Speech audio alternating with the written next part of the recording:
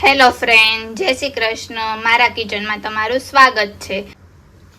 આજે આપણે બનાવવાના છીએ સાબુદાણા વડા. એ માટે આપણે સૌ પ્રથમ પહેલાં સાબુદાણા લઈ લઈશું. આ હું 1.5 વાટકો સાબુદાણા લઈશ. જેટલા પ્રમાણમાં સાબુદાણા લ્યો એટલા જ પ્રમાણમાં પછી પાણીથી પલાળવાના. તો 1.5 વાટકો મેં સાબુદાણા લઈ લીધા છે અને સારી રીતે ધોઈ નાખશું.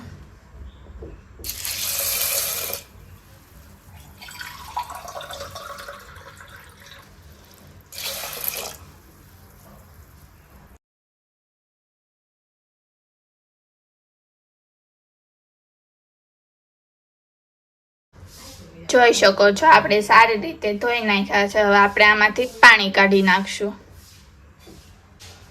તમે જોઈ શકો છો આમાંથી મેં પાણી કાઢી નાખ્યું છે. હવે આપણે જે વાટકા પ્રમાણે સાબુદાણા લીધા હતા એ જ વાટકા પ્રમાણે આપણે આની અંદર પાણી નાખશું.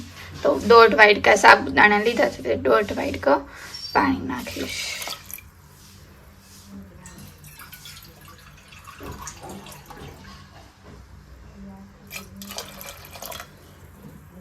હવે આને સારી રીતે મિક્સ કરી નાખીશ અને આને હવે 7 થી 8 કલાક સુધી પલાળવા દેશું. ત્યાર પછી આપણે બનાવશું સાબુદાણા વડા. જોઈ શકો છો ફ્રેન્ડ્સ, આપણે જે 7 થી 8 કલાક આપણે પલાળવા મૂક્યા હતા એ સાબુદાણા સારી રીતે પલળી ગયા છે. આમ જો હાથમાં લ્યો તો તૂટી જાય છે એટલે આપણે સારી રીતે પલળી ગયા છે. તો ચાલો આપણે આને એક છાવણીમાં કાઢી લઈશું.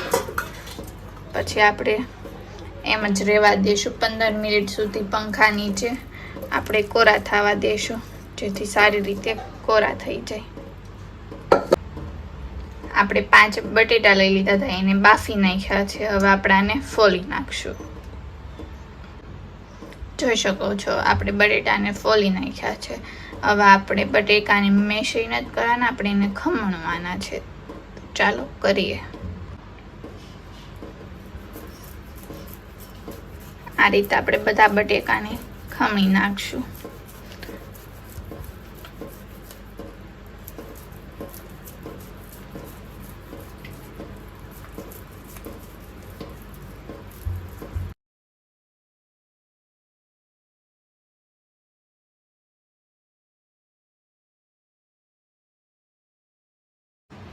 જોઈ શકો છો આ રીતે આપણે બધા બટેટા ખમણી નાખ્યા છે. આપણે સાબુદાણા વડામાં નાખવા માટે કોથમરી લઈ લીધી છે, એક નાની વાટકી આદુ મરચાંની પેસ્ટ લઈ લીધી છે, શેકેલા દાણાનો ભૂકો લઈ લીધો છે અને એક લીંબુ લઈ લીધું છે. આપણે આ ખમણેલા બટેટાની અંદર આપણે જે 15 મિનિટ માટે સાબુદાણા જે પંખા નીચે રહેવા દીધા હતા નીતરવા, હવે આપણે એ નાખી દઈશું.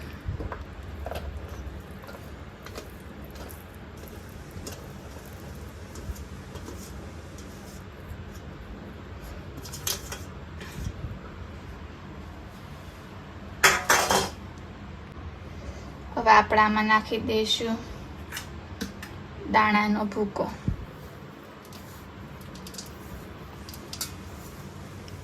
તમને વધારે પસંદ હોય તો વધારે નાખી શકો, ઓછો નાખો તો ઓછું નાખી શકો. હવે આપણે આમાં નાખી દઈશું આદુ મરચાંની પેસ્ટ.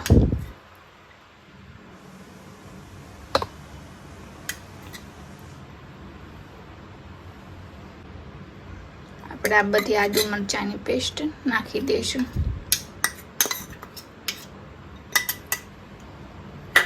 હવે નાખી દઈશું ધાણા.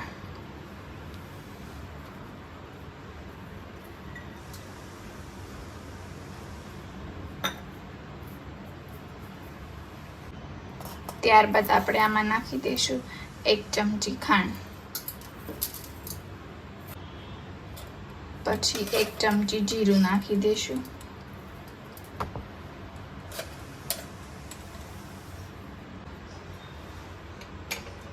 હવે આપણે આમાં નાખી દઈશું લીંબુ.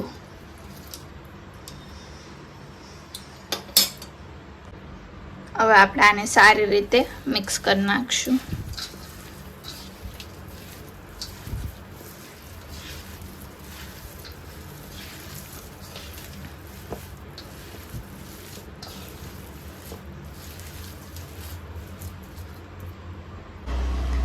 આપણે આમાં નાખી દઈશું 2 ચમચી સિંધુ નમક.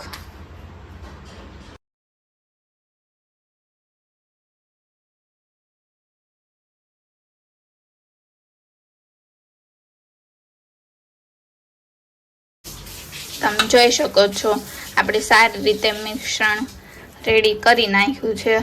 હવે આપણે આના નાના નાના વડા કરી નાખશું.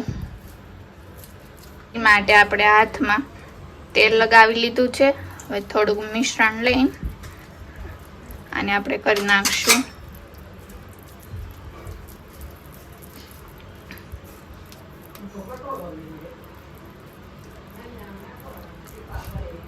પછી આ રીતે એને દબાવી દેવાના.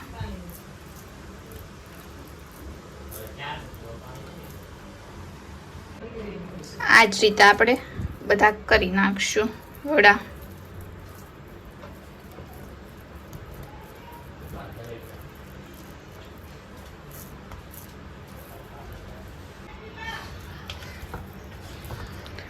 આપણે આ મિશ્રણ કર્યું હોય ત્યારે જો એમાંથી વધારે પાણી નીકળે અને તમારે ઢીલું મિશ્રણ થાય, આ રીતે ગોળ ન વળે, તો તમારે એમાં ફરાળી લોટ નાખી દેવો, જેથી આ રીતે એકદમ મસ્ત થઈ જાય. તમે જોઈ શકો છો આપણે રાઉન્ડ શેપમાં બધા સાબુદાણા વડા કરી નાખ્યા છે. તો ચાલો આપણે આને હવે તળી નાખીએ. આપણે એક કઢાઈમાં તેલ લઈને ગરમ કરવા મૂકી દીધું છે. તેલ આવે પછી આપણે તળશું. હવે આપણે થોડુંક નાખીને જોઈ જોઈશું તેલ આવી ગયું કે નહીં.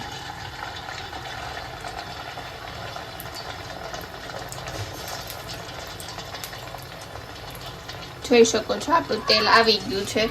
તો હવે આપણે આમાં નાખી દઈશું સાબુદાણા વડા.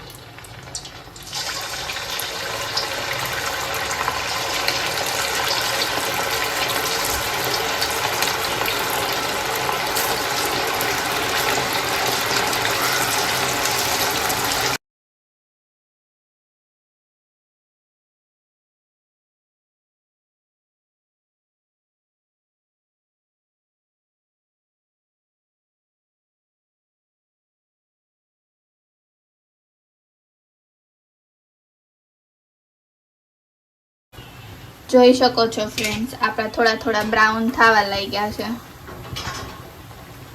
હજુ આપણે આને થોડા બ્રાઉન થવા દઈશું.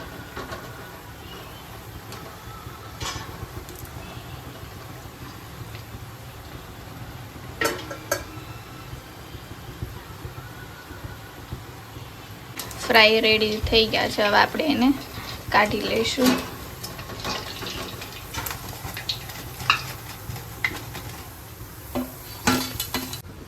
આપણા ટેસ્ટીદાર સાબુદાણા વડા રેડી છે, જે આપણે ફરાળમાં ખાઈ શકીએ છીએ. એને આપણે ગ્રીન ચટણી અને દહીં સાથે ખાવાનું છે, જે બહુ મસ્ત લાગે છે. જો તમને મારો વિડીયો ગમ્યો હોય તો લાઈક કરજો, સબસ્ક્રાઈબ કરજો. Thank you.